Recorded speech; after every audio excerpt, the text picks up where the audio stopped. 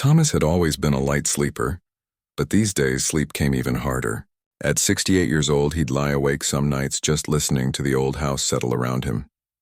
Every creak and groan was familiar now, like an old friend's voice. He knew which floorboards complained when you stepped on them, which windows rattled when the wind picked up, and exactly how the pipes hummed when he ran the kitchen tap. The cottage wasn't much to look at from the outside. Small weathered wood siding that could use a fresh coat of paint, a sagging porch with 2 rocking chairs that hadn't rocked together in 3 years. But it was his, and more importantly, it was quiet. After Margaret died, quiet was what Thomas needed most. That October evening started like any other. Thomas made himself a simple dinner, nothing fancy. Just some chicken with rice and green beans from a can. He ate at the small kitchen table, the same spot where he and Margaret used to share meals and talk about their days. Now he ate in silence, with only the hum of the refrigerator for company. His daughter Linda had called that afternoon, like she did every Sunday. She lived 2 hours away in the city with her husband and 2 kids. She always asked the same questions. Was he eating enough? Had he been to the doctor lately? Wouldn't he consider moving closer to them? Thomas gave the same answers he always did. Yes, and maybe someday. They both knew someday meant never, but it was easier than arguing about it. His son David called less often, maybe once a month. He was busy with his own life across the country, and Thomas didn't hold it against him. Kids grow up, move away, build their own worlds. That's how it's supposed to be. He just wished sometimes that their worlds didn't feel quite so far from his. After dinner, Thomas settled into his worn armchair in the living room. The fabric had faded over the years, and there was a permanent dent where he sat every evening. Margaret used to joke that if she ever wanted to find him, she just had to look for that chair. These days, that's exactly where anyone would find him, night after night. He turned on the television, not really watching it, just letting the noise fill the empty spaces. Some crime show was on, detectives chasing bad guys through city streets. Thomas didn't follow the plot much. He was thinking about the garden, about how he needed to clear out the dead tomato plants before the first hard frost. Margaret had loved that garden. She'd spend hours out there coaxing life from the soil, talking to the plants like they were children. Around 9 o'clock, the rain started. Just a drizzle at first, then steadily growing heavier. Thomas could hear it pattering against the windows, running down the gutters.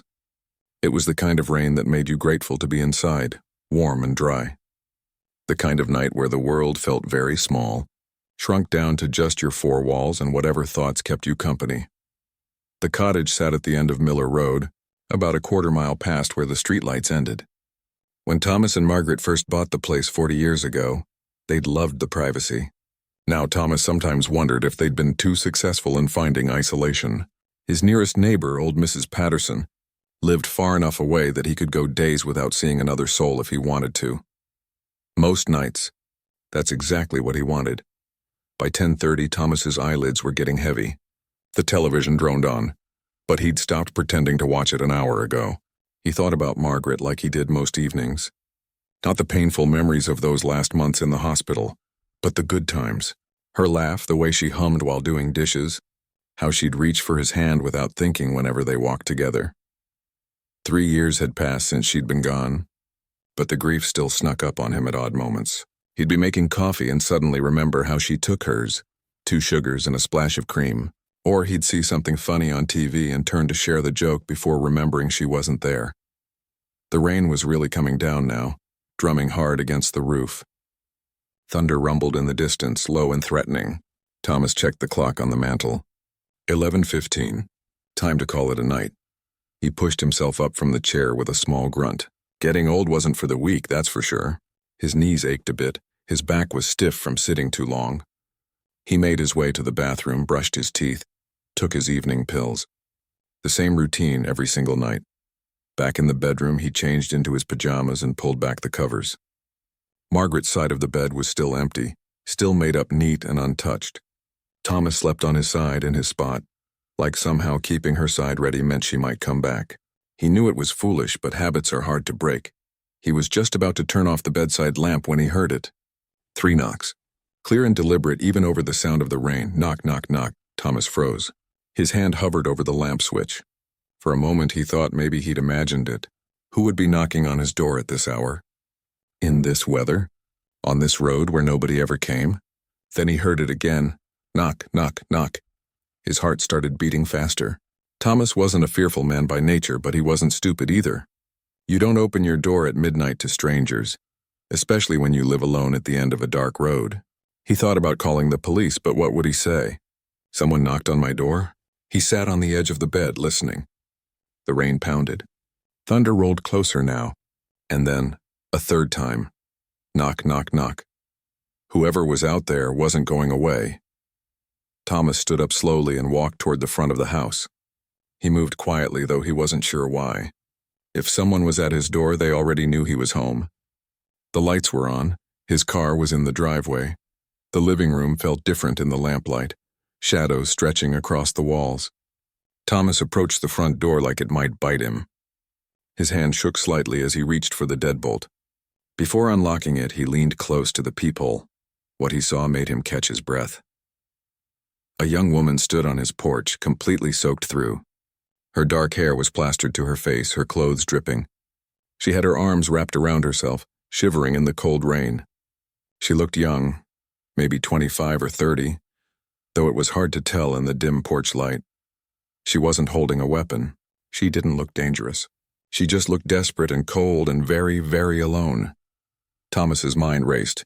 Every sensible bone in his body told him to leave the door locked, to call the police if he was worried, to not get involved. But something in the way she stood there, hugging herself against the rain, reminded him of something Margaret would have said. She would have opened the door. With trembling fingers, Thomas unlocked the deadbolt. He kept the chain on and opened the door just a crack, peering out into the wet October night. The woman looked up at him with wide, frightened eyes.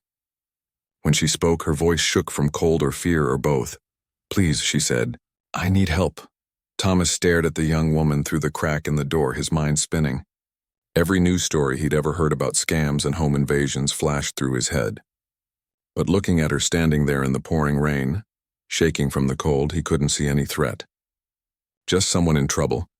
My car broke down," she said, her teeth chattering so hard she could barely get the words out. "About a mile up the road.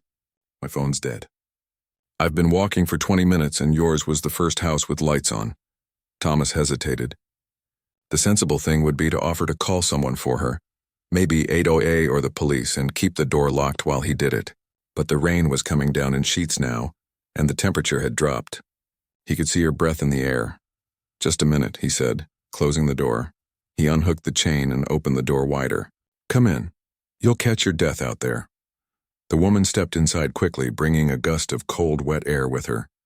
Water dripped from her clothes onto his floor, forming a small puddle. She had a backpack slung over one shoulder, which she held close to her body like it contained something precious. "I'm sorry," she said immediately, looking down at the water on his floor. "I'm making a mess." "Floor will dry," Thomas said, shutting the door against the storm. He studied her more carefully now that she was inside. Mid-20s, he guessed. Exhausted looking, with dark circles under her eyes. Her jacket was soaked through, completely useless against the rain. "Wait here," he said, heading to the hallway closet. He pulled out one of Margaret's old blankets, the thick fleece one she used to wrap herself in while reading. He'd kept all her things, unable to part with them. For the first time in 3 years, he was glad he had. He handed the blanket to the young woman. "Wrap this around yourself. I'll make some tea." "Thank you," she said softly, pulling the blanket around her shoulders. "I'm really sorry to bother you like this. I didn't know what else to do." "Don't apologize," Thomas said, gesturing toward the living room. "Sit by the fireplace. I'll get it going." She moved carefully into the living room, still dripping but trying not to make more of a mess. Thomas knelt by the fireplace and added some kindling and a few logs. His hands still remembered how to do this even after all this time. Margaret had loved fires on rainy nights. Within minutes, small flames were licking at the wood, starting to spread warmth into the room. The woman sat in Margaret's old chair, the one across from Thomas's. She held her hands out toward the heat, and he could see them shaking. In the kitchen, Thomas put the kettle on and found 2 mugs. He dropped tea bags into each one, Earl Grey, the kind Margaret always kept in the cupboard. He hadn't made tea for anyone else in years. When he came back with the steaming mugs, the woman had stopped shivering quite so violently. The firelight caught her face, and he could see she was younger than he'd first thought. "Maybe not even 25 yet here," he said, handing her a mug. "Careful, it's hot." "Thank you, mister." She trailed off, realizing she didn't know his name. "Thomas." "Thomas Chen, and you are?" She wrapped both hands around the mug, absorbing its warmth. "Rachel. Rachel Morrison." They sat in silence for a moment, the only sounds the crackling fire and the rain against the windows. Thomas settled into his chair, his own tea warming his hands. He studied this stranger in his home, this young woman who'd appeared at midnight like something out of a story. "So," he said gently, "car trouble?" Rachel nodded. "The engine just died. I managed to pull over, but when I tried to start it again, nothing. Not even a click." She took a sip of tea. "My phone died about an hour before that. I meant to charge it at my last stop, but I forgot." "Where were you headed?" "Long way to be traveling this late." Something shifted in her expression. Her eyes dropped to her mug. "Springfield. The medical center there." "That's still 3-4 hours away," Thomas said. "I know." Her voice got quieter. "I was trying to make it tonight, but..." She didn't finish the sentence. Thomas didn't push. He'd learned over the years that people tell you what they need to tell you when they're ready. They drank their tea in silence. The fire grew stronger, filling the room with warmth. Outside, the storm showed no signs of letting up. Lightning flashed, followed by a crack of thunder that made Rachel jump slightly. "Sorry," she said. "I'm a little on edge." "Understandable. It's not every day your car breaks down in the middle of nowhere during a thunderstorm."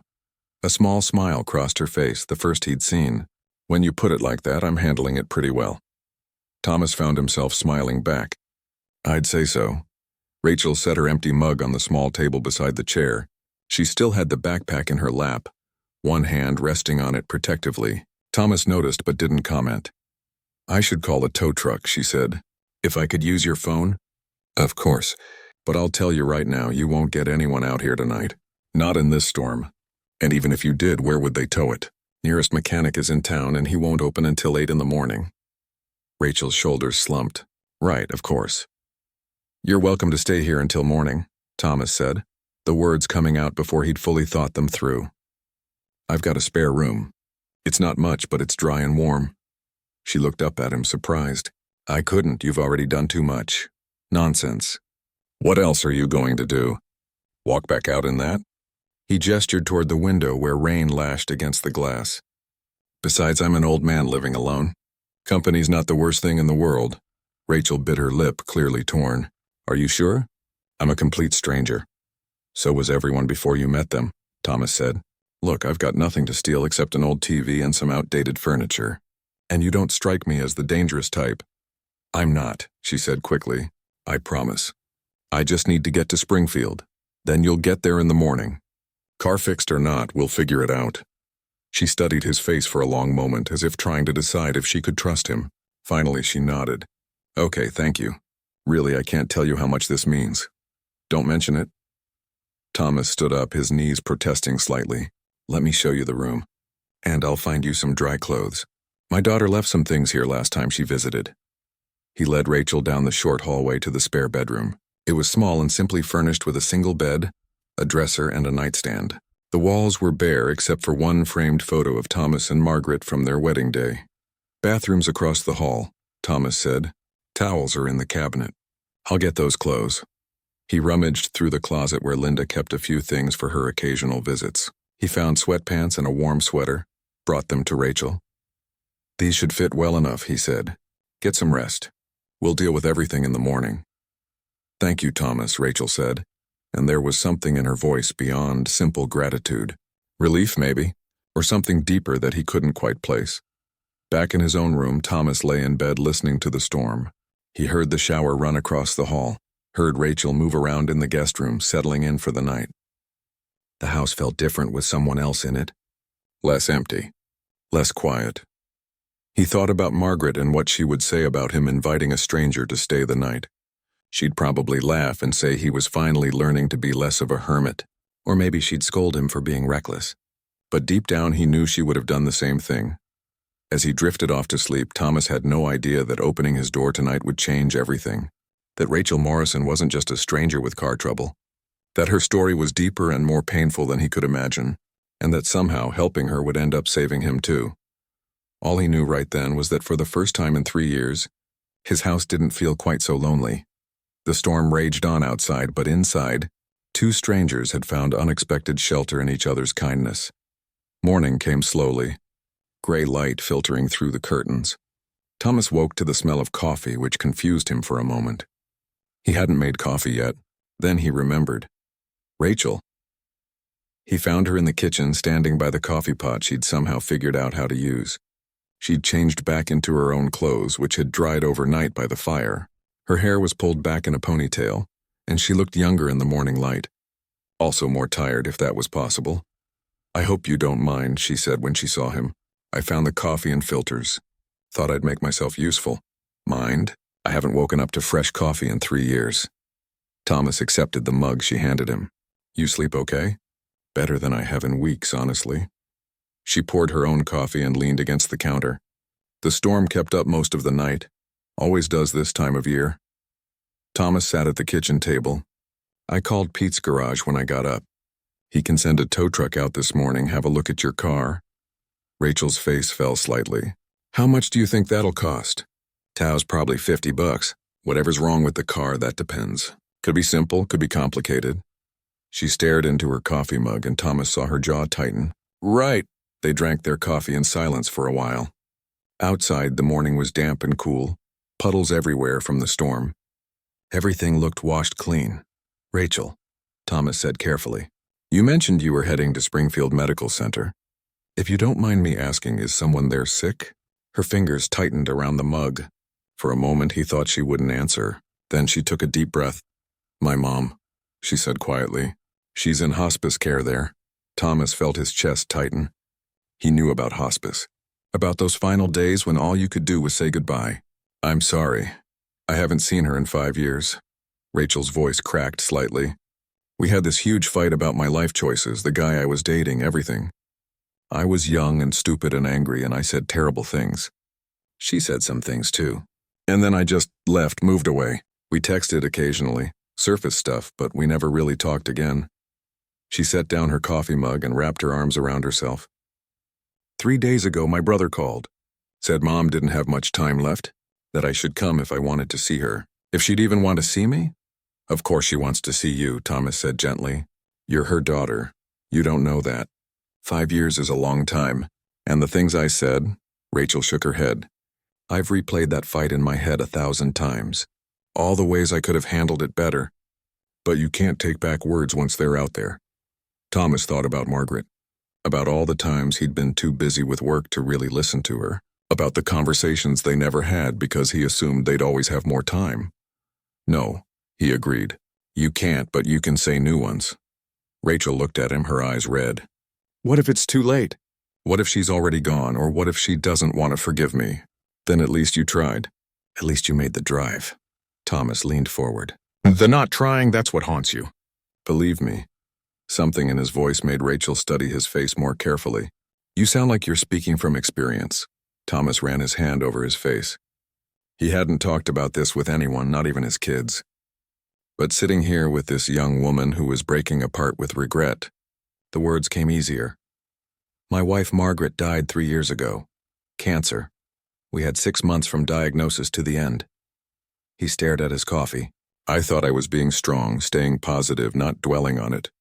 So I kept going to work, kept busy, kept acting like if I just stayed normal enough, everything would be fine."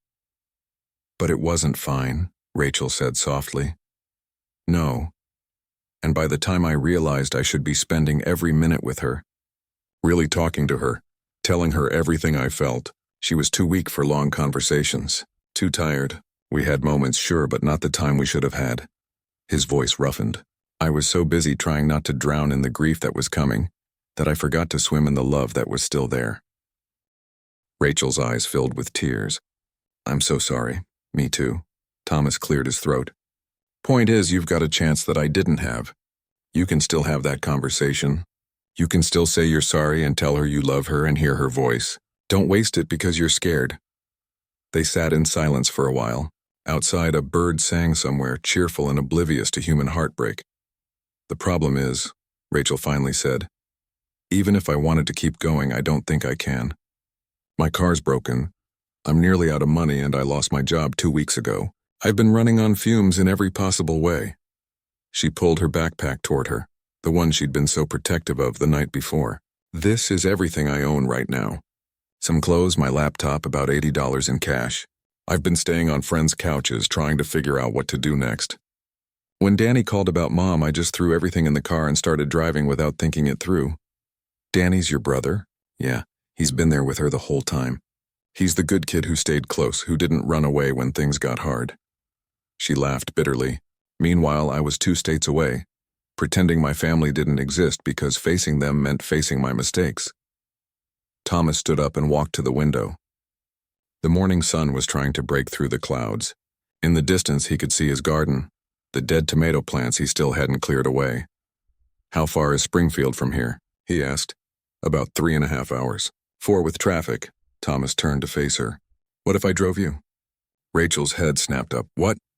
I'll drive you to Springfield today, right now, if you want. Thomas, no. You've already done too much. I can't ask you to. You're not asking. I'm offering. He crossed his arms. My calendar's pretty empty these days. In fact, it's empty every day. I've got a reliable car, a full tank of gas, and nothing better to do than sit around feeling sorry for myself. But why would you do that for a complete stranger? Thomas thought about that. Why was he offering? Maybe because Rachel's story hit too close to home. Maybe because he knew what it was like to live with regret. Or maybe because last night when he heard that knock on his door, something inside him had woken up for the first time in 3 years. Because someone should, he said simply. Because you need help and I can help. And maybe because I've been alone in this house for too long, and driving a stranger to see her dying mother is the first thing that's felt important in years. Rachel stood up, tears streaming down her face now. I don't know what to say. Say yes. Say you'll let me help. She nodded, unable to speak. Good. Thomas glanced at the clock. Pete can handle your car situation. I'll call him back, tell him to fix whatever's wrong and send me the bill. You can pay me back someday if you want or not. Doesn't matter. Let's get you to your mother. I'll pay you back, Rachel insisted. I don't know when, but I will. Fine, but right now go grab your things. I want to get on the road. While Rachel gathered her backpack, Thomas went to his bedroom and changed into better clothes. He looked at himself in the mirror, a 68-year-old man about to drive 4 hours to help a girl he'd met 12 hours ago. Margaret would have called him crazy, but she also would have been proud. He grabbed his wallet and keys. In the kitchen, Rachel was waiting, her backpack on her shoulder, looking nervous and hopeful and terrified all at once. Ready? Thomas asked. I think so. Are you sure about this? Haven't been sure about anything in years, he admitted. But this feels right. They walked out to his car, an old but reliable sedan that he kept well maintained. As Thomas backed out of the driveway, he caught a glimpse of his cottage in the rearview mirror. The place where he'd been hiding for 3 years, wrapped up in grief and loneliness. Maybe it was time to stop hiding. Maybe this midnight knock was exactly what he needed, even if he hadn't known he needed it. As they pulled onto the main road, heading toward Springfield and whatever waited there, Thomas felt something he hadn't felt in a very long time. He felt like he had a purpose again. The first hour of the drive passed mostly in silence. Rachel stared out the window, watching the landscape change from rural farmland to small towns and then gradually toward bigger highways. Thomas focused on the road, giving her space to think. He'd made the call to Pete before they left, explained the situation. Pete said he'd take care of the car and not to worry about it. Small towns had their advantages. People still looked out for each other. Around the second hour, Rachel finally spoke up. Can I ask you something? Sure. Why do you live alone out there? Your daughter mentioned you have kids. Don't they want you closer? Thomas smiled slightly. They do. Linda calls every week trying to convince me to move nearer to her. David's out west, but he asks to whenever we talk. So why don't you? He considered the question. After Margaret died, I couldn't stay in our old house in town. Too many memories, too many neighbors asking how I was doing with that look in their eyes. You know the look. Part pity, part relief that it's not them. Rachel nodded. She probably knew that look well. So I bought the cottage, told myself I needed time alone to process everything. That was 3 years ago and I'm still processing, I guess. He glanced at her. Or maybe I'm just hiding. Haven't quite figured out which. I get that, Rachel said quietly. Hiding's easier than facing things sometimes. Is that what you were doing? These past 5 years? She was quiet for a moment. Yeah. I told myself I was building a new life, being independent, all that. But really, I was just running away from the mess I'd made. It's like if I didn't look at it, maybe it would disappear. Doesn't work that way, though. No, she agreed. It really doesn't. They stopped for gas and coffee at a rest stop. Thomas filled up while Rachel went inside.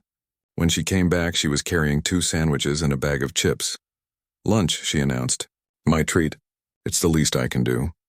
They ate in the car, parked at the edge of the lot. The coffee was terrible, the sandwiches mediocre, but it felt good to share a meal with someone. Thomas realized how much he missed this simple act of eating with another person. Tell me about your mom, he said, before everything went wrong. What was she like? Rachel's face softened. She was amazing.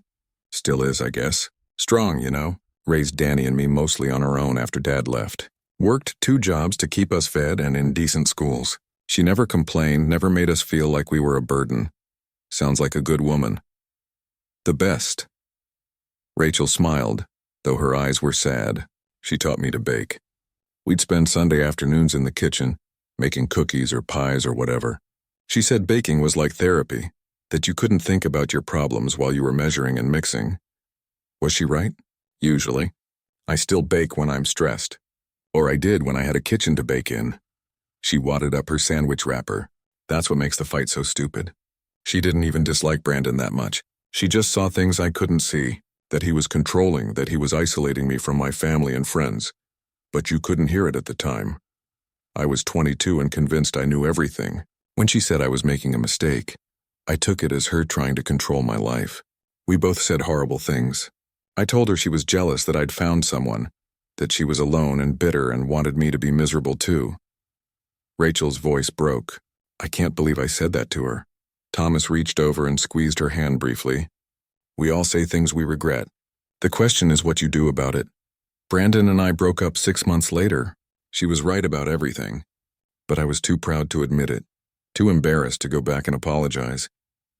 So I just stayed away, and days turned into months, turned into years. And now I'd give anything to take it back. To have spent these 5 years with her instead of wasting them on pride. She looked at Thomas. How do you live with regret like that? How do you not let it eat you alive? He thought about Margaret, about all the time he'd wasted at the office instead of beside her. Honestly, I'm not sure you ever stop living with it. You just learn to carry it better. And maybe, if you're lucky, you get a chance to do things differently going forward. They got back on the road.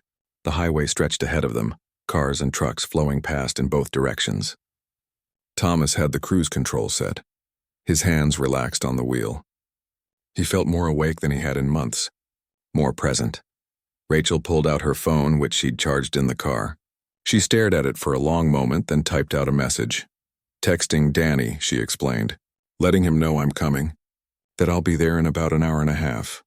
How's he taking it? Your mom being sick? Hard. He's only 26. Neither of us expected this. Mom's only 53.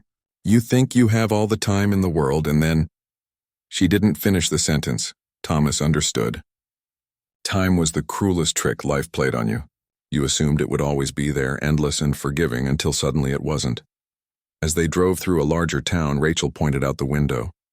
That's where I went to college. Haven't been back here in years. Good memories? Mostly. Met some great people, learned a lot, figured out who I was. She paused. Or thought I did anyway. Turns out I'm still figuring it out. We all are, Thomas said. I'm 68 and still don't have it all sorted. That made her laugh, a real laugh that filled the car with warmth. That's either very comforting or very depressing. Probably both. The miles rolled by. They talked about small things and big things. Rachel told him about her dreams of opening a bakery someday, about the recipes she'd collected from her mom and her grandmother. Thomas told her about his years working as an accountant, how boring it sounded, but how much he'd enjoyed the puzzle of making numbers work. Margaret used to say I was the only person who could make spreadsheets romantic, he said with a smile. I bet you two were great together. We were. Not perfect. We fought about stupid stuff like everyone does. I was too focused on work. She spent too much money on plants for the garden. But we were solid, you know? A team. That's what I want someday, Rachel said quietly. What you had. You'll find it. You're young. You've got time. Do I, though? Look at my mom. She thought she had time, too. Thomas didn't have an answer for that. Because she was right. None of us knew how much time we had. All we could do was try not to waste what we were given. As they approached Springfield, the traffic got heavier. Rachel grew quieter, more nervous. She kept checking her phone, reading and rereading the messages from Danny. What if she doesn't want to see me? She asked suddenly. Then you try anyway. You walk in that room and you tell her you love her and you're sorry. You don't give up just because it's hard. What if I can't find the words? You'll find them. When it matters, the words come. Thomas hoped he was right. He'd had plenty of times with Margaret when the words hadn't come, when he'd stayed silent because speaking felt too hard or too scary. He didn't want Rachel to make the same mistakes. They pulled into the hospital parking lot just after 2 in the afternoon. The building was large and modern, all glass and steel.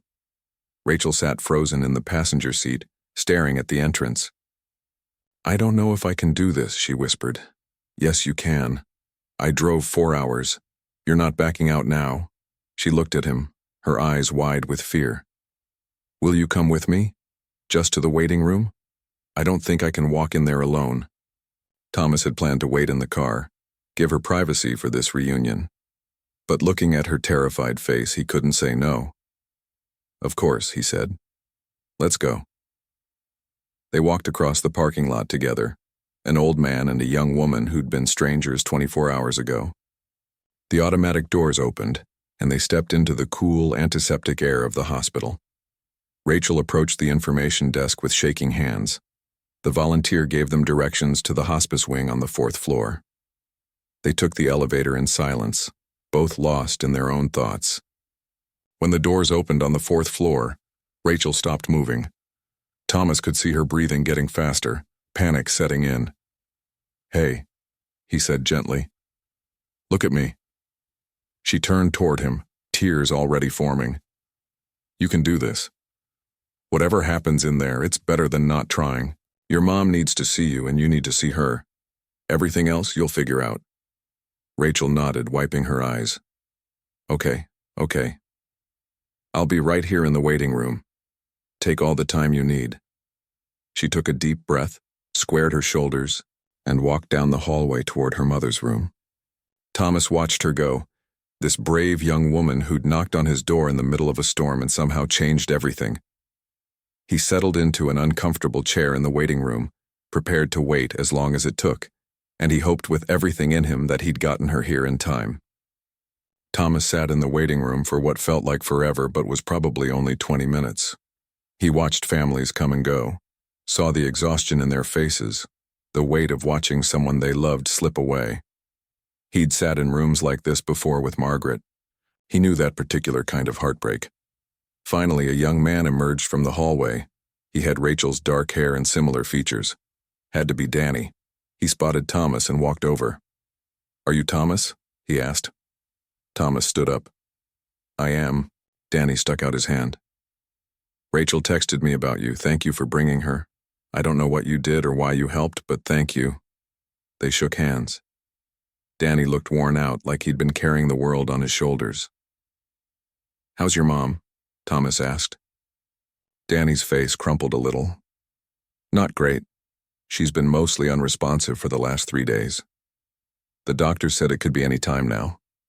I've been sitting with her, talking to her even though she can't respond, just hoping she knows I'm here. She knows, Thomas said with certainty. Trust me, she knows.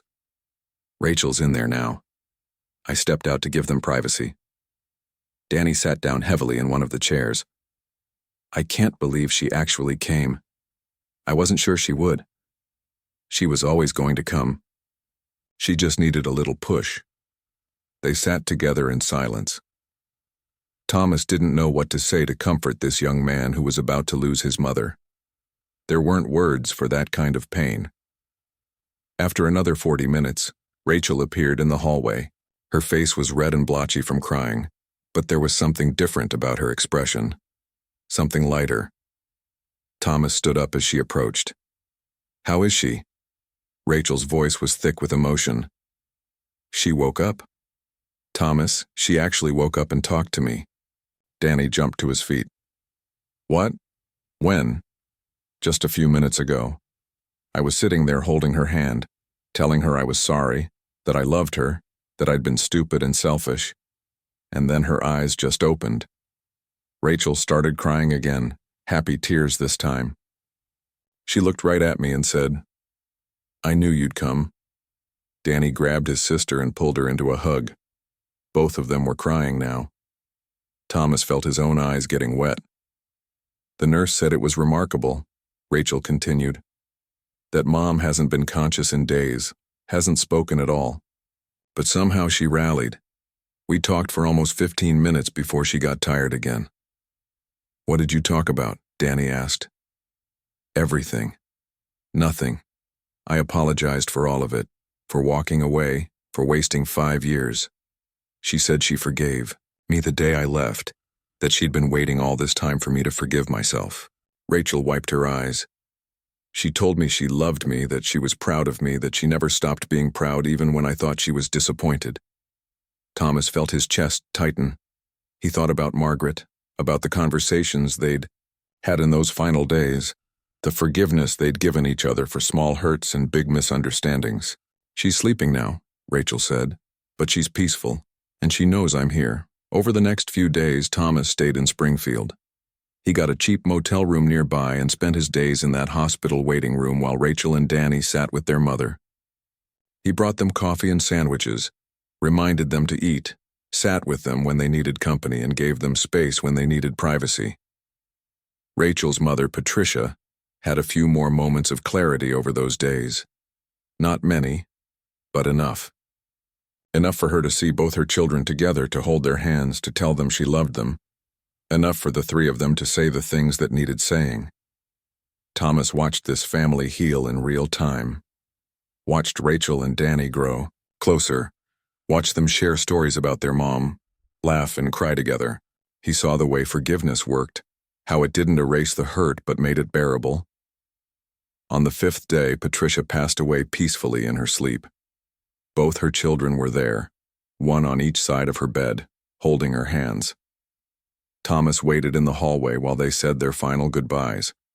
When they emerged, both crying but somehow okay, he was there. He'd become a strange sort of anchor for them, this old man who'd entered their lives by accident and somehow become part of their story. At Patricia's funeral a week later, Thomas sat in the back of the small church. He watched Rachel deliver a beautiful eulogy about her mother's strength, her love, her capacity for forgiveness. She talked about the 5 years she'd lost and the final days she'd been given, how sometimes the smallest miracles came at the darkest times. After the service, Rachel found Thomas outside. "I don't know how to thank you," she said. "If you hadn't opened your door that night, if you hadn't driven me here, I would have missed this. I would have lived the rest of my life knowing I never got to say goodbye." "You would have found another way," Thomas said, though he wasn't entirely sure that was true. "Maybe. But you made sure I did." She hugged him tight. "You gave me the greatest gift anyone's ever given me. You gave me closure and peace, and the chance to tell my mom I loved her one more time." Over the following weeks, Thomas stayed in touch with Rachel and Danny. They'd text him updates about their lives, about going through Patricia's things, about the bakery Rachel was planning to open using the small amount of money her mother had left her. But something had changed in Thomas, too. That midnight knock had woken something up inside him, reminded him that life was still happening even if he'd been trying to sit it out. He called Linda and told her he was ready to visit more often. Not move closer, not yet, but stop being such a hermit. She was thrilled, started planning dinners and outings with the grandkids he'd been avoiding. He called David in California and they talked for 2 hours, really talked, about everything and nothing. Made plans to visit each other, to stop letting distance be an excuse. Thomas started volunteering at a crisis center in town, answering phones for people in trouble. He couldn't solve everyone's problems, but he could listen. He could be there. Sometimes that was enough. He cleared out Margaret's things from the house, finally ready to let go a little. He kept her favorite sweater and some photos, but donated the rest. It felt like opening windows in a house that had been closed up too long. 6 months after that rainy October night, Rachel came to visit.